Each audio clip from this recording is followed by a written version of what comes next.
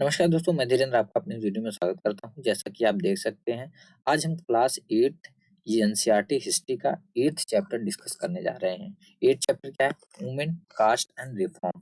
यानी इस चैप्टर में हम वुमेन के बारे में पढ़ेंगे, कास्ट के बारे में और उसमें क्या-क्या रिफॉर्म लाए गए। यानी कि पहले जो सोसाइटी थी उसमें वुमेन के बारे में लोग क्या सोचते थे और कास्ट के बारे में क्या सोचते थे, कास्ट की क्या स्थिति थी उस टाइम में और किनको लेके वुमेन्स को लेके और कास्ट को लेके क्या-क्या रिफॉर्म्स लाए गए।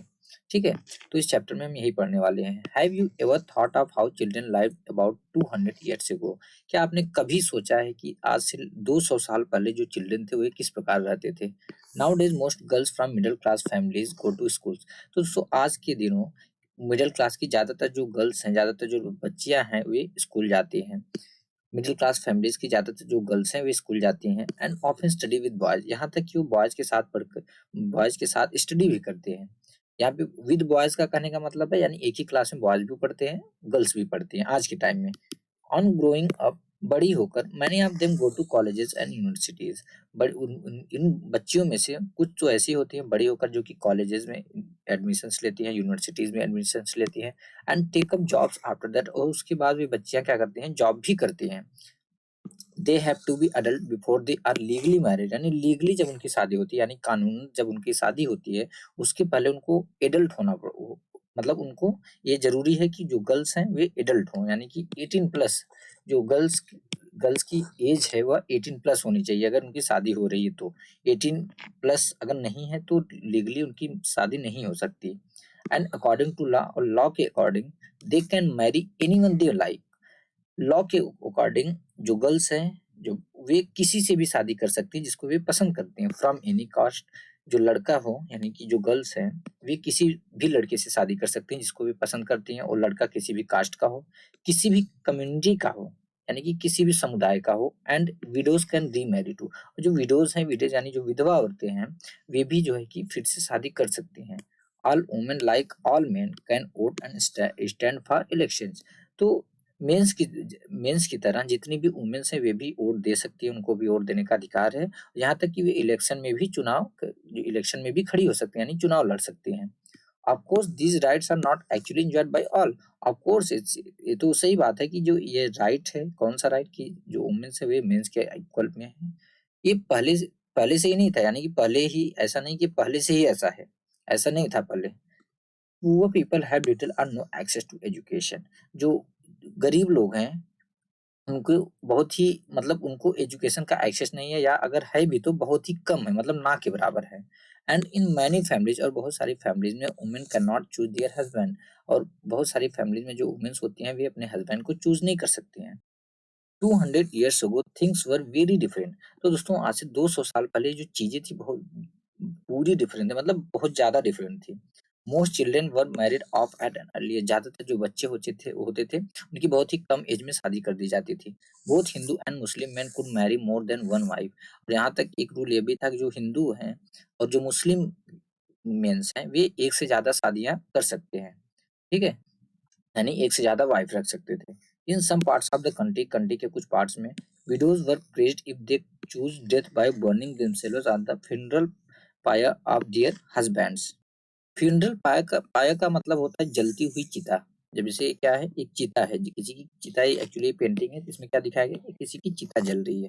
तो इसमें और क्या बोलता है, जो सोसाइटी थी पहले के दिनों में, कुछ कंट्री के कुछ हिस्सों में ऐसा होता था जब विडो जो होती थी, विडो यानी जो विधवा औरतें होती थी, जब उनके हस्बैंड की डेथ हो जाती थी, अगर वे हस्बैंड की डेथ में जो जो हस्बैंड की चिता जल रही है उसमें अपने आप को अगर वे जला देती थी, खुद को मार देती थी, तो जो सोसाइटी था, सोसाइटी उनकी प्रशंसा करता था। ठीक है? किसकी? उस यानी कि उस विधवा औरत की। ऐसी सोसाइटी थी, कितनी बर्बरता थी उस टाइम हिंदू समाज में। Women who died in this manner, और इस मैनर में जो वुमेन्स मर जाती थी, वेदर विलिंगली और अदरवाइज। विलिंगली यानी कि अपनी इच्छा से, अदरवाइज अदरवाइज मीन्स उनको मार दिया जाता था। ऐसा नहीं था कि अगर उनकी इच्छा नहीं वो नहीं मरती थी। पहले क्या होता था, पहले के टाइम में कि जो चिता है, मतलब अगर कोई एक स्त्री है, उसके हस्बैंड की डेथ हो गई, हस्बैंड की चिता तो बनती थी और हस्बैंड के साथ ही लकड़ियों में स्त्रियों को बांध दिया जाता था। दोस्तों उस टाइम बांध के इनको जिंदा जला दिया जाता था। सोचो कितनी ज्यादा बर्बरता थी।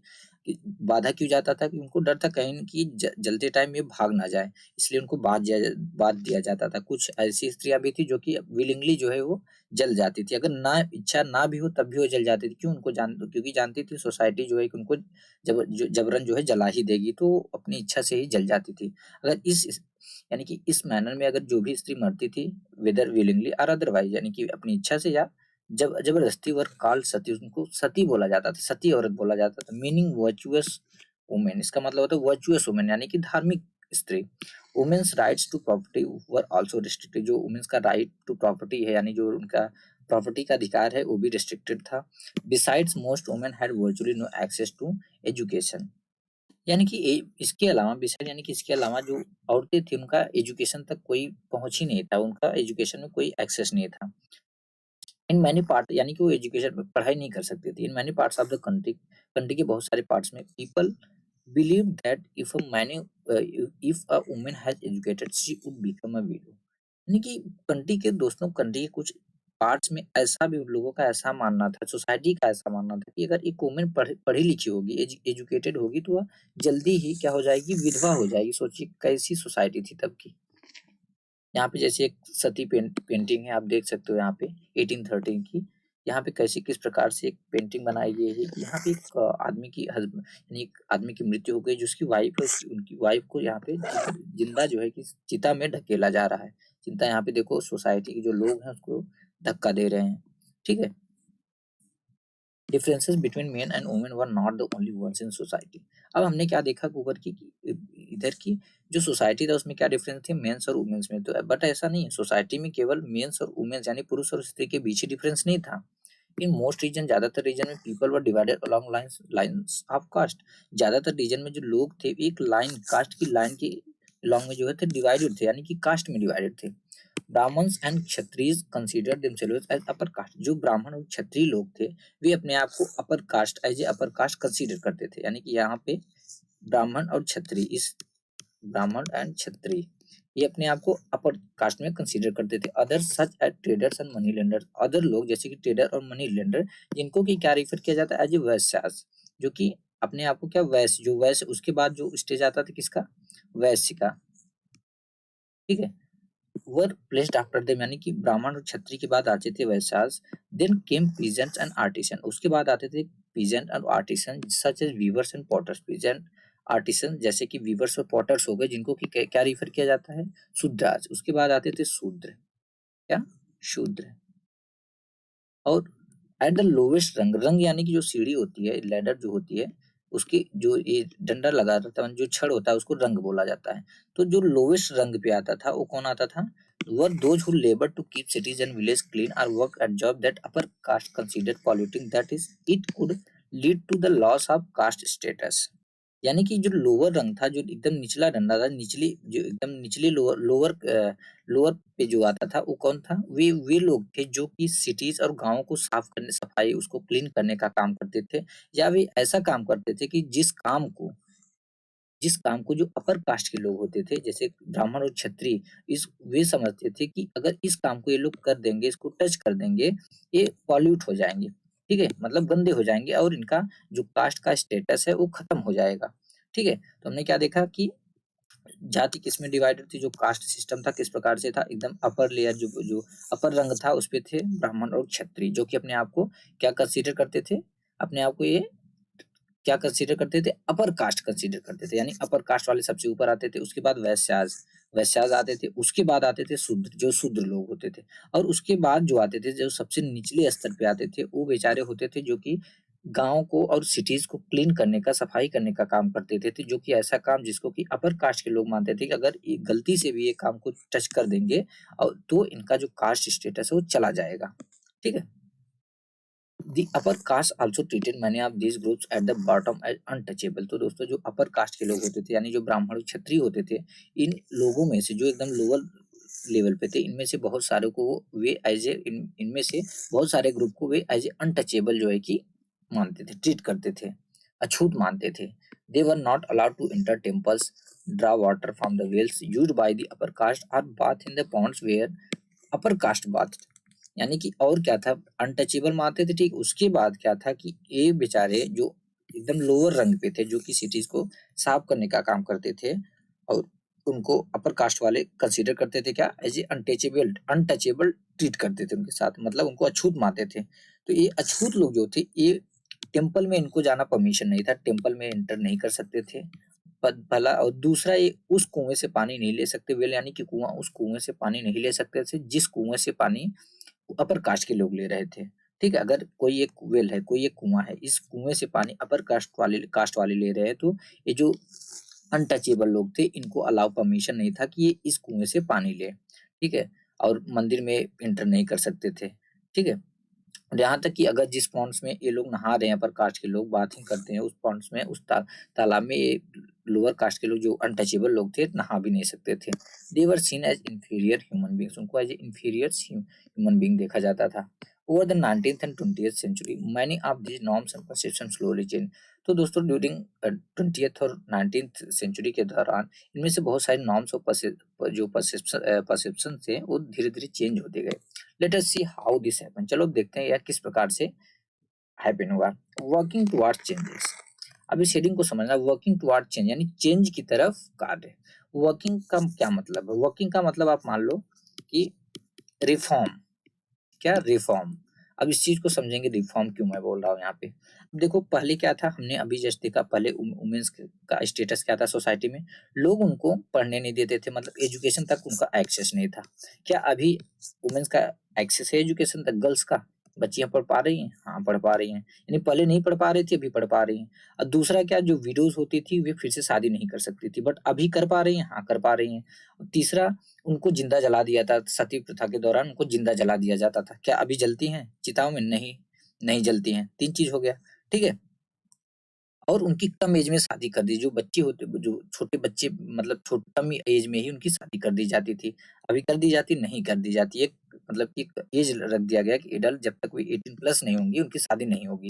तो इसके लिए क्या किया गया, मतलब जो अभी सिचुएशन जो पहले था उसका बिल्कुल अगेंस्ट हो गया, उसका विपरीत हो गया। तो मतलब रिफॉर्म्स लाए गए, सुधार लाए गए। इसको सुधार हिंदी में बोलते हैं। रिफॉर्म्स को क्या बोलते हैं हिंदी में? सुधार बोलते हैं। यानी कि इसमें सुधार लाए गए। तो वर्किंग टुवर्ड चेंज यानी कि चेंज की तरफ, परिवर्तन की तरफ जो रिफॉर्म लाए गए, जो वर्क किए गए, उसके बारे में अभी इधर हम देखेंगे। From the early 19th century से, यानी कि 19th सेंचुरी की शुरुआत से, we find debates and discussion about social custom and practice taking on a new character. Taking on a new character यानी उनका जो रूप था बदलता दिखाई दे रहा था, या एक नया रूप ले रही थी। क्या? जो कस्टम, सोशल कस्टम और प्रैक्टिसेस के बारे में डिबेट्स और डिस्कशन है। यानी कि 19th सेंचुरी की शुरुआत से ही हमें सोशल कस्टम्स और प्रैक्टिसेस के बारे में जो डिबेट्स और डिस्कशन है, उनमें जो एक नया, उनका एक बदलता हुआ रूप है, एक नया रूप जो है कि बदलता हुआ दिखाई देता है। One important reason for this was the development of new forms of communication. तो इसके पीछे का एक बहुत ही इंपॉर्टेंट रीजन है, वो क्या था कि कम्युनिकेशन के नए नए फॉर्म्स डेवलप हो रहे थे। कम्युनिकेशन के नए नए फॉर्म्स डेवलप होने का क्या मतलब है? कम्युनिकेशन क्या होता है कि एक एक दूसरे, कम्युनिकेशन यानी कि एक पर्सन से दूसरे पर्सन के बीच जो कम्युनिकेट होता है, मतलब कम्युनिकेशन होता है। यानी कि कोई एक पर्सन है, इसने दूसरे पर्सन से कुछ बोला, यानी इनको बीच में क्या हुआ, कम्युनिकेशन हुआ। तो सबसे पहले क्या, ये जो मैगजीन थी, जो न्यूज़पेपर थे, जो बुक्स थे, क्या सबसे स्टार्टिंग से ही आ गए थे? नहीं। तो कम्युनिकेशन का जो माध्यम था वो अलग था। बट अभी क्या हुआ, कम्युनिकेशन के नए नए फॉर्म्स आ गए, डेवलप होने लगे। जैसे कि मैगजीन्स आ गई, उसके बाद न्यूज़पेपर्स आ गए, लोग अब वो पढ़ सकते थे। लोग जो है कि कंट्री के दूसरे पार्ट में क्या हो रहा है ये भी जान सकते थे। तो इससे क्या हुआ कि धीरे धीरे धीरे जो है चेंजेस आने लगे। तो for the first time books, newspaper, magazines, leaflets and pamphlets were printed. तो पहले फर्स्ट टाइम जो है कि बुक्स, न्यूज़पेपर्स, मैगजीन्स, लीफलेट और पैम्पलेट जो कि प्रिंट किए जा रहे थे। These were far cheaper and far more accessible than the manuscript that you have read about in class 7। तो दोस्तों, ये जो न्यूज़पेपर थे, जो मैगजीन थी, जो बुक्स थी, जो लीफलेट्स और जो पैम्पलेट्स थे, ये ज़्यादा चीपर थे, मतलब ज़्यादा सस्ती थी, और यहाँ तक ज़्यादा एक्सेसिबल थी कंपेरिजन देन मैन्युस्क्रिप्ट की। जो मैन्युस्क्रिप्ट क्या होता है? जो मैन्युस्क्रिप्ट के बारे में हमने चैप्टर 7 में पढ़ा था, क्लास 7th में पढ़ा था। ठीक है, therefore ordinary people could read this, इसलिए जो ऑर्डिनरी पीपल यानी जो आम लोग हैं वो उसको पढ़ सकते थे। And many of them could also right and express their ideas in their own language, यहाँ तक कि उनमें से बहुत सारे लोग लिख भी सकते थे, और किसी भी एक मैटर है, किसी एक इशू पे अपनी अपनी खुद की लैंग्वेज में अपने आइडिया जो थे एक्सप्रेस कर सकते थे।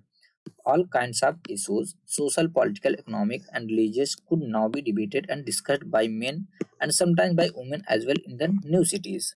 तो दोस्तों अब क्या हुआ कि जब से कम्युनिकेशन के नए-नए फॉर्म्स आ गए, यानी कि न्यूज़पेपर प्रिंट होने लगे, बुक्स प्रिंट होने लगी, लीफलेट फिर उसके बाद पैम्पलेट प्रिंट होने लगे। इसके बाद क्या हुआ कि सारे टाइप के इश्यू जैसे सोशल, पॉलिटिकल, इकोनॉमिक और रिलीजियस इश्यूज़ पे लोगों में जो पुरुष होते थे, यानी कि जो मेंस होते थे, उनमें और कभी-कभी वुमेन्स में भी क्या डिबेट और डिस्कशन होता रहता था।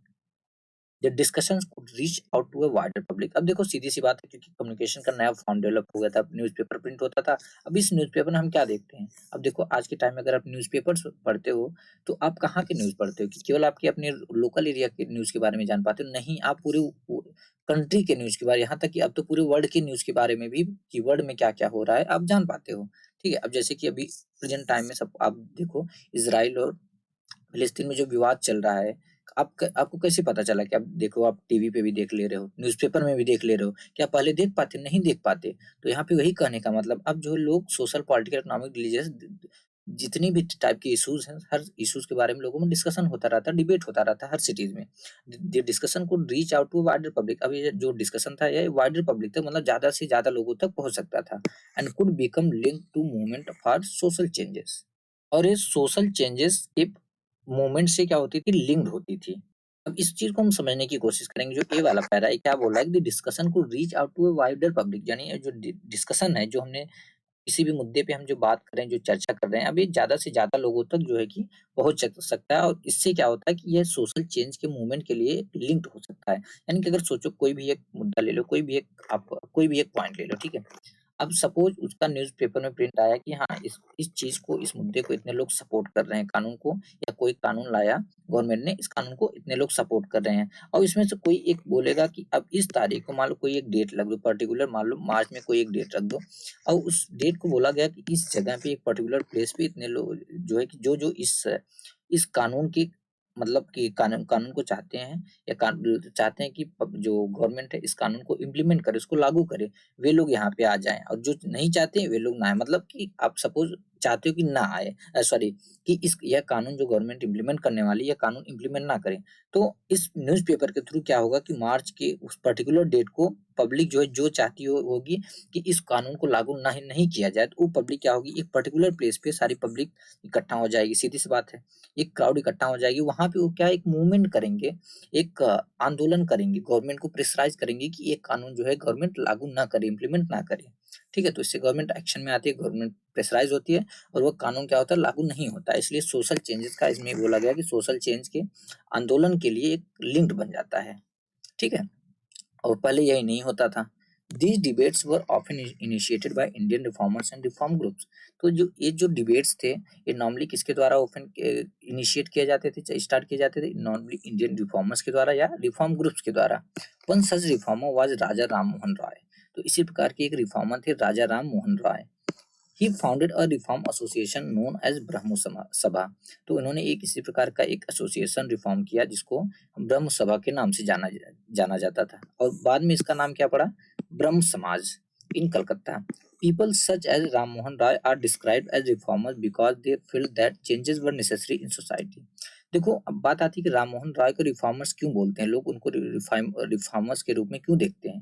क्योंकि they felt that changes were necessary in society, यानी कि राम मोहन राय जैसे जो लोग थे, उनको रिफॉर्मर्स इसलिए बोला जाता है क्योंकि ये इनका मानना था कि सोसाइटी में चेंजेस लाना बहुत ही जरूरी है, and unjust practices needed to be done away with. और जो अनजस्ट प्रैक्टिसेस हैं, यानी अन्यायपूर्ण काम जो हैं, उनको समाज से दूर करना बहुत ही जरूरी है। इसलिए लोग उनको क्या बोलते थे, एज ए रिफॉर्मर्स बोलते थे। They thought that the best way to ensure such changes was by persuading people to give up old practices and adopt a new way of life. तो दोस्तों, इनका क्या मानना था कि इनका जो रिफॉर्मर्स थे, राजा राम मोहन रॉय जैसे जो रिफॉर्मर्स थे, इनका मानना था कि देखो, जो सबसे बेस्ट तरीका है इन चेंजेस को लाने का, वो ये है कि हम लोगों को परसुएट करें, लोगों को क्या करें, लोगों को राजी करें। परसुएट मतलब क्या होता है, राजी करें। ठीक है? तो इनका मानना था, राजा राम मोहन राय जैसे जो रिफॉर्मर्स थे, उनका मानना था, या वे ऐसा सोचते थे कि हम ये जो बेस्ट वे है इन चेंजेस को इंश्योर करने का, यानी ऐसे चेंजेस, ऐसे परिवर्तन को लाने का जो सबसे बढ़िया तरीका है, वो ये है कि हम लोगों को जाके उनको परसुएट करें, उनको राजी करें कि जो वे ओल्ड प्रैक्टिसेस हैं उनको छोड़ दें, उनको गिव अप कर दें, उनको छोड़ दें, यानी जो भी पुरानी प्रथा है उनको छोड़ दें, और वे एक नया वे ऑफ लाइफ जो है अडॉप्ट करें। ठीक है। Rammohun Roy was keen to spread the knowledge of western education in the country. देखो जो राजा राममोहन राय थे, वे एक्चुअली ना वेस्टर्न एजुकेशन जो है कंट्री में स्प्रेड करना चाहते, उसको जो है कि यूज करना चाहते। इसका ये मतलब नहीं कि वे वेस्टर्न एजुकेशन को बढ़ावा दे रहे थे, वे ये देखते थे कि हमारे जो एजुकेशन, जो हमारे मतलब हिंदू समाज में जो था उस टाइम की सती प्रथा थी, बच्चियों को पढ़ने नहीं देना दिया जा रहा था, कम एज में शादी हो जा रही थी, उनको घर का काम ही केवल उनके जिम्मे रहता था, बाहर भी जा नहीं सकती थी। तो उनको क्या देखा कि जो वेस्टर्न एजुकेशन है उसमें जो औरतें हैं, जो लेडीज हैं, उनको ज्यादा इक्वलिटी और फ्रीडम है, इसलिए उन्होंने ऐसा सोचा। तो राजा राम मोहन राय क्या चाहते थे कि वे कंट्री में वेस्टर्न एजुकेशन जो है ज्यादा से ज्यादा उसका प्रसार हो, and bring about greater freedom and equality for women. और वे क्योंकि वे वुमेन्स के लिए ज्यादा फ्रीडम और इक्वलिटी लाना चाहते थे, जो कि वेस्टर्न एजुकेशन में ऑलरेडी था। He wrote about the way women were forced to bear the burden of domestic work. तो उन्होंने लिखा है कि किस प्रकार जो औरतें होती हैं उनको जो डोमेस्टिक वर्क का, जो गृहस्थी का बर्डन बर्डन है, उनके ऊपर जबरदस्ती थोप दिया गया है। कन्फाइंड टू द होम उनको, एंड द किचन, उनको घर और किचन में ही रखा जाता है। मतलब उनकी जो जो जो उनकी दुनिया है, जो उनका संसार है, केवल घर और किचन तक ही है। Not allowed to move out and become educated, उनको परमिशन नहीं था कि वे बाहर मूव आउट हो, यानी बाहर जाएं और एजुकेशन लें। Changing the lifes of widows. अब इसी प्रकार के रिफॉर्म्स हमने देखा कि अब हम रिफॉर्म्स के बारे में पढ़ेंगे। तो अब देखते हैं पहला रिफॉर्म क्या था, कि जो विडोज का जो लाइफ चेंज हुआ। ठीक है। जो विधवाएं थी उनकी लाइफ में क्या सुधार आया। Rammohan Roy was particularly moved by the problem widows faced in their life. Moved by मतलब का क्या मतलब होता है कि मतलब परेशान थे। तो जो राजा राम मोहन राय जी थे वो पर्टिकुलरली किस लिए बहुत ज्यादा परेशान थे, जो जो विधवाएं थी उनको उनकी लाइफ में जो प्रॉब्लम फेस करनी पड़ती थी उससे ये बहुत ज्यादा परेशान थे, ये बहुत ज्यादा दुखी थे। ही बिगेन अ कैंपेन, उन्होंने एक कैंपेन स्टार्ट किया किसके, सती प्रथा के खिलाफ।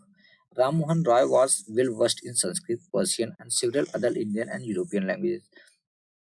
वर्ष मतलब बहुत ही बड़ा ज्ञाता थे, यानी कि एक लिंग्विस्ट थे, मान लो एक लिंग्विस्ट थे। तो जो राजा राम मोहन राय थे ये संस्कृत जानते थे, इसमें वेल वर्स्ट थे, पर्शियन जानते थे और अदर इंडियन और यूरोपियन लैंग्वेज जानते थे।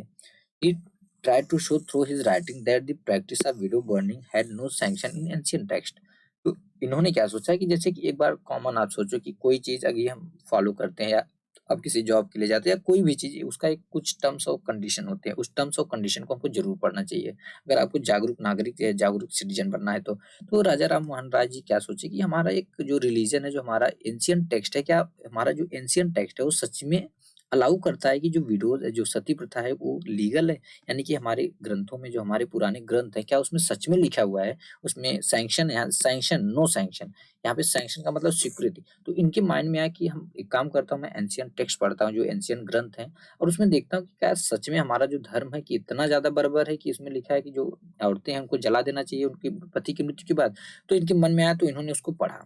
तो इन्होंने क्या बोला कि उन्होंने अपनी राइटिंग्स के जरिए लोगों को यह बताने की कोशिश की या शो करने की कोशिश की कि जो विडो की बर्निंग है, यानी कि जो विधवाओं को जलाया जाता है किसमें, अपने हस्बैंड के साथ, वह हमारे एंशियंट टेक्स्ट में उसकी स्वीकृति नहीं है, उसका कोई भी परमिशन नहीं है। मतलब ऐसा नहीं बोला गया है हमारे ग्रंथ में कि विधवाओं को, यानी कि सती प्रथा के अकॉर्डिंग विधवाओं को उनके हस्बैंड के साथ जला देना चाहिए।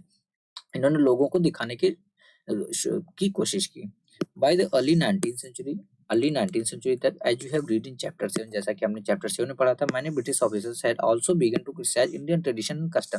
जैसे कि हमने चैप्टर 7 में पढ़ा था दोस्तों कि 1970 तक बहुत सारे ब्रिटिश ऑफिसर्स ऐसे थे जो कि इंडियन ट्रेडिशन और कस्टम को क्रिटिसाइज करना स्टार्ट कर दिए थे।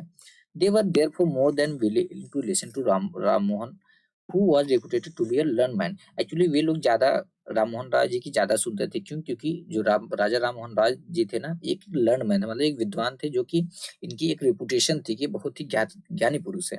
इन 1829 सती वॉज बैन। तो दोस्तों फाइनली 1829 में जो बर्बरता थी हिंदू धर्म की, वो बैन कर दी जाती है, सती प्रथा जो थी उसको बैन कर दिया जाता है। ठीक है। ऐसा नहीं कि उसके बाद नहीं चल रहा था सती प्रथा, बट इलीगली बहुत सारे मतलब कंट्री के बहुत सारे पार्ट्स में, इवन 20th सेंचुरी में भी बहुत सारे पार्ट्स में देखने को मिला, जो रिसेंटली मिला। The strategy adopted by Ram Mohan was used by later reformers as well. तो सेम यही स्ट्रेटजी आज जो बाद के रिफॉर्मर्स थे, जो बात की रिफॉर्मर्स थे उन्होंने भी यूज किया, जो कि राजा राम मोहन रॉय ने यूज किया था। कौन सी स्ट्रेटजी? कि वे जो लीगल टेक्स्ट थे, यानी कि जो एंशियंट टेक्स्ट थे, जो पुराने ग्रंथ थे, उनकी पढ़ाई करके, मतलब उनमें खोजते थे अगर कोई भी इशू हुआ, अब उस ग्रंथ को ओपन करेंगे, पूरा पढ़ेंगे और देखेंगे कि इस इशू के बारे में सच में इसमें दिया गया है। Whenever they wish to challenge a practice that seemed harmful, they try to find a verse or sentence in the ancient sacred text that supported their point of view. अगर, यानी कि जो बात की रिफॉर्मर्स थे, वे जब भी उनको ऐसा लगता था कि कोई एक ऐसा प्रैक्टिस है, कोई भी एक प्रथा ऐसी है जो कि हार्मफुल है, ऐसा प्रतीत होता है कि हार्मफुल है, अगर वे उसको चैलेंज करना चाहते थे तो वे क्या करने की कोशिश करते थे, उस इशू के बारे में कोई एक सेंटेंस खोजते थे या एक वर्स खोजते थे, किसमें? एंशिएंट सेक्रेड टेक्स्ट में, जो भी एंशिएंट पवित्र ग्रंथ है उसमें एक टेक्स्ट खोजते थे जो कि इनके पॉइंट ऑफ व्यू के सपोर्ट में हो। यानी कि सपोज एक कोई रिफॉर्मर हो गया, ठीक है, मान लो एक कोई भी एक प्रथा हो गई कि जैसे कि मान लो एजुकेशन बैन था, किसके लिए? गर्ल्स के लिए, बच्चियां जो थी उनके लिए बैन था। अब उनको ये चाहते हैं कि इस जो ये प्रथा है इसके खिलाफ हो, इसको चैलेंज करें। तो ये क्या करते थे कि अब इस रिलीजन का जो भी एक ग्रंथ था, जो भी एक टेक्स्ट था, एंशिएंट टेक्स्ट, सेक्रेड टेक्स्ट था, उसको पढ़ते थे पूरा, और उसमें एक ऐसा लाइन, एक ऐसी सेंटेंस या वर्स खोजते थे, करते थे खोजने की, जो कि जिसमें बोला गया हो कि नहीं, बैन नहीं, मतलब एजुकेशन बच्चियां पा सकती हैं, मतलब ले सकती है, एजुकेशन में उनका एक्सेस हो सकता है। तो ऐसी लाइन वो खोजते थे जो कि उनके पॉइंट ऑफ व्यू को सपोर्ट करे, ठीक है। They then suggested that the practice as it existed at present was against early tradition. तो फिर उसके बाद लोगों से बोलते थे, सजेस्ट करते कि जो अर्ली प्रैक्टिस है, जो पहले हम यूज कर रहे हैं, जो कि अभी एग्जिस्ट करता है, वो एक्चुअली में अगेंस्ट है अर्ली ट्रेडिशन की, यानी कि जो हमारा अर्ली ट्रेडिशन था, जो पहले का ट्रेडिशन था, उसके उसके अगेंस्ट में है, ठीक है। जैसे यहाँ पे फिगर 3 में देख सकते हैं, हुक स्विंगिंग फेस्टिवल एक्चुअली एक फेस्टिवल होता था, जिसमें यहाँ पे आप देख रहे हो डेटी जो होता है, मतलब जो भक्त होता है, उसकी स्किन से एक हुक जाता है, मतलब उसकी स्किन है, उसी स्किन के थ्रू हुक अंदर डाल दिया जाता है। सोचो कितना पेनफुल होता था। और अपनी जो यहाँ पे देखो, in this popular festival devotees underwent a peculiar form of suffering, मतलब बहुत ज्यादा दर्द होता है। आप सोचो ना, मतलब हुक इनकी बॉडी से जाता था और इसको इधर से पुल करते थे, ये एयर में स्विंग करता था केवल उसी हुक के जरिए, मतलब कितना ज्यादा पेनफुल था, ठीक है। तो यहाँ पे हम सोर्स बॉक्स में देखते हैं कि we first tie them down to the pile, ठीक है। पाइल का मतलब क्या होता है? जो चिता, जो लकड़ियां लगी रहती है, मतलब जो लकड़ियों पे चिता जलाई जाती है ना, उसको पाइल बोलते हैं। Ram Mohan Roy published many pamphlets to spread this ideas. Ram Mohan Roy ji ने अपनी इस आइडिया को स्प्रेड करने के लिए बहुत सारे पैम्फलेट जो थे उन्होंने पब्लिश किया। Some of these were written as a dialogue between the advocate and critic of traditional practice. इनमें से जो पैम्फलेट्स उन्होंने लिखा था कि एक डायलॉग था जो कि दो लोगों के बीच में, एक एडवोकेट जो कि सती प्रथा को सपोर्ट करता था, एक तो उसका जो उसको क्रिटिसाइज करते, जो उसकी मतलब की बुराई करते, जो उसके अगेंस्ट में थे, उनके बीच में जो डिबेट्स था, जो डिस्कशन था, उसको बारे में लिखा है। Here is one such dialogue on sati. तो सती पे एक डायलॉग है इसी प्रकार का, एडवोकेट ऑफ सती, जो सती का एडवोकेट है, यानी कि जो सती को सपोर्ट करता है। Women are by nature of inferior understanding. तो वो एडवोकेट बोलता है कि जो वुमेन्स होती हैं वो नेचुरली जो है कि इंफीरियर अंडरस्टैंडिंग की होती हैं, without resolution unworthy of trust, उन पे भरोसा नहीं किया जा सकता, मतलब वो ट्रस्ट के लायक नहीं होती। Money of them on the death of their husband become desirous of accompanying them, but to remove every chance of their trying to escape from the blazing fire in burning them, we first tie them down to the pile। Desirous मतलब इच्छा होती है उनकी। तो आगे बोलता है, जो एडवोकेट सती प्रथा के साथ था, मतलब उसको उसके साथ में था, वो चाहता था सती प्रथा। तो उसने क्या बोला कि कुछ वुमेन्स, पहले तो उसने बोला कि जो वुमेन्स होती हैं बाय नेचर वो इंफीरियर अंडरस्टैंडिंग की होती हैं, वे दृढ़ संकल्प रिजोल्यूशन नहीं, दृढ़ संकल्प वाली नहीं होती, अनवर्दी ऑफ ट्रस्ट, उन पे भरोसा नहीं, भरोसे के लायक नहीं होती। और आगे बोलता है कि मैंने आप दे उनमें से बहुत सारी जो स्त्रियां होती हैं वो अपने हस्बैंड की डेथ के बाद वे अपनी इच्छा से उनके साथ मरना चाहती हैं, ठीक है, but to remove every chance of their trying to escape from the blazing fire. तो बोलते हैं कि कहीं धधकती जो आग होती है, ब्लेजिंग फायर मतलब जलती हुई आग से वो डर कर भाग ना जाए, एस्केप ना कर जाए, इसलिए हम क्या करते हैं, उनको सबसे पहले पाइल से बांध देते हैं। सोचो क्या बर्बरता थी, जो पाइल होता है उनको बेचारियों को जिंदा ही उनको बांध दिया जाता था ताकि वो भाग ना पाए उस जलती आग से। अपोनेंट ऑफ सती, अब जो अपोनेंट है, जो खिलाफ है, सती प्रथा के खिलाफ है, वो क्या बोलता है, when did you ever afford them a fair opportunity of exhibiting there natural capacity. ये बोलते हैं आप लोगों ने, जो स्त्रियां हैं, उनको अपना जो नेचुरल कैपेसिटी है उसको प्रदर्शन करने का, उसको दिखाने का सही अपॉर्चुनिटी ही कहाँ दिया, सही मौका ही कहाँ दिया। How then can you accuse them of want of understanding? फिर आप ऐसा कैसे कर सकते हो कि उनमें जो है कि समझने की क्षमता ही नहीं होती है, समझ नहीं होती। If after instruction in knowledge and wisdom a person can not comprehend और retain what has been taught him, we may consider him as deficient. But if you do not educate women, how can you see them as inferior? Comprehend का मतलब होता है समझ, ठीक है, या समझ। और डिफिशिएंट, यहाँ पे डिफिशिएंट का मतलब होता है कि सक्षम ना हो। यानी कि जो सती प्रथा के खिलाफ था वो एडुकेट क्या बोलता है, वो बोलता है कि यदि नॉलेज और एजुकेशन के बाद भी कोई व्यक्ति न समझ सकता हो या पढ़ाई गई जो चीजें उसे पढ़ाई गई हैं उसको कम्प्रीहेंड यानी कि समझ समझ ना पाए, तो हम उसे डिफिशिएंट यानी कि अक्षम मान सकते हैं कि मतलब ये सक्षम नहीं है, ठीक है। बट अगर तुम वुमेन्स को पढ़ने का मौका ही नहीं दोगे तो किस प्रकार आप बोल सकते हो कि वे इंफीरियर हैं? इंफीरियर मतलब उनको कम में न्यूनतम आंकना, मतलब ऐसा लोगों का ये विचार था, लोगों की थिंकिंग थी, जो वुमेन से भी इंफीरियर है। इंफीरियर द सेंस कि पुरुषों से कम है, जो मेंस मतलब उनको कम दर्जा दिया जाता था, ठीक है, पुरुषों का महत्व ज्यादा होता था। आपको याद होगा कि पहले की सोसाइटी में भी ऐसे होते थे कि नॉर्मली वो ऐसा ही सोचते थे कि मतलब उनका होने वाला जो भी मतलब संतान आ रही हो बेटा ही हो, मतलब बेटों को ज्यादा दर्जा दिया जाता था, बच्चियों को नहीं दिया जाता था। For instance one of the most famous reformers Ishwar Chandra Vidyasagar, example के लिए एक बहुत ही ज्यादा फेमस रिफॉर्मर में से एक थे Ishwar Chandra Vidyasagar. Use the ancient text to suggest that widows could remarry, उन्होंने भी एंशियंट टेक्स्ट यूज किया, यानी कि प्राचीन जो पुराने ग्रंथ थे उनको उनका यूज किया, यह लोगों को यह बताने के लिए, यह सजेशन देने के लिए कि जो विडोज हैं, वे जो विधवा औरतें हैं वे फिर से शादी कर सकती हैं। इस suggestion was adopted by British officer, उनका जो सजेशन था ब्रिटिश ऑफिसर ने उसको अडॉप्ट कर लिया and law was passed in 1856 permitting window remarriage. तो दोस्तों फाइनली ब्रिटिश गवर्नमेंट ने एक लॉ पास किया 1856 में कि जो विडोज हैं, जो विधवा औरतें हैं, वे फिर से शादी कर सकती हैं।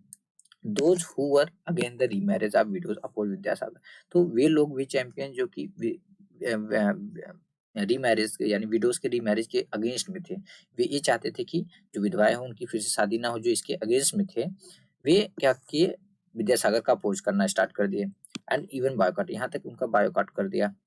Bye the second half of the 19th century, second half the 19th century तक क्या हुआ, आते the movement in favour of widow remarriage spread to other part of the country, जो मूवमेंट था, जो आंदोलन था विडोज रीमैरिज के फेवर में था, यानी कि जो चाहते थे कि विडोज की शादी फिर से हो, यह पूरी कंट्री में फैल गया, स्प्रेड हो गया।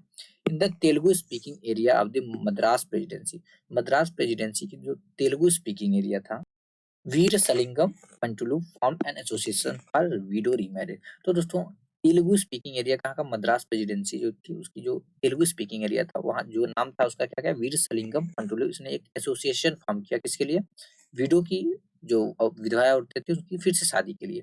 Around the same time young intellectuals and reformers in Bombay, same उसी टाइम जो बॉम्बे के यंग इंटेलेक्चुअल्स थे और जो रिफॉर्मर्स थे, pledged themselves to working for the same cause, यानी कि उन्होंने भी एक संकल्प ले लिया, उन्होंने एक प्रतिज्ञा ले ली कि वे भी अब विडो रीमैरिज के फेवर में रहेंगे, ठीक है। In the north Swami Dayanand Saraswati who founded the reform association called Arya Samaj, तो दोस्तों नॉर्थ में जो कि नॉर्थ में स्वामी दयानंद सरस्वती जी जिन्होंने की एक रिफॉर्म एसोसिएशन फाउंड किया जिसका नाम था, इन्होंने आर्य समाज की स्थापना कौन, स्वामी दयानंद सरस्वती जो कि यहाँ पे बैठे इन्होंने किया था। आल्सो सपोर्टेड विडो, ये भी सपोर्ट कर रहे थे कि हाँ विधवा औरतें उनकी शादी फिर से होनी चाहिए, मतलब वो शादी कर सकती हैं। At the number of widows who actually remarried remain low, but इसके बावजूद भी जो नंबर ऑफ विडोज थी हु एक्चुअली रीमैरिड रिमेन लो, मतलब जो औरतें थी, जो विधवा औरतें थी, उनकी जो संख्या थी, जिन्होंने की फिर से शादी कर लिया, तो बहुत ही कम था, ठीक है। यानी कि ऐसी औरतें जिनके हस्बैंड की डेथ हो गई थी और डेथ के बाद वे फिर से जो है कि दूसरी शादी कर लिए, इनका जो नंबर था अभी काफी लो था, क्योंकि जैसे हमने बात किया ना कि 20th सेंचुरी में भी अभी जो कि सती प्रथा देखने को मिलती, मतलब कि जो औरतें थी कि किसी औरत को जला दिया गया था, तो सोचो उस टाइम में भी मतलब इलीगली जो है जलाया जाता था।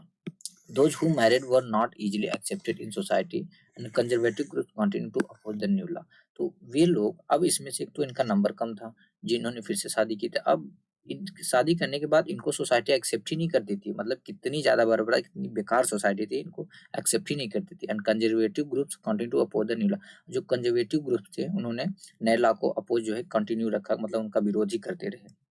जो दयानंद सरस्वती जी जो थे उन्होंने आर्य समाज की स्थापना कब की थी, 1875 में। एक an organisation that attempted to reform Hinduism. एक ऐसा ऑर्गेनाइजेशन है जो हिंदुइज्म को रिफॉर्म करने का कोशिश करता है। ठीक है, यानी कि हिंदूज़ में अगर हम देखेंगे तो एंशिएंट टाइम में तो नहीं था, बट इसके पहले तो देखेंगे बहुत ज़्यादा बार्बरता थी। अब यही देख लो, सती प्रथा क्या था कि जिंदा जला दिया जाता था, औरतों की शादी, विधवा औरतों की शादी नहीं होती थी, समाज उनको एक्सेप्ट नहीं करता था। उसके बाद लड़कियों को एजुकेशन अलाउ नहीं था, परमिशन नहीं था। यहाँ पे फिर कास्ट सिस्टम भी हमने देखा, तो बहुत ज़्यादा बार्बरता जो थी हिंदू सिस्टम में, हिंदूज़ में भी था। ठीक है?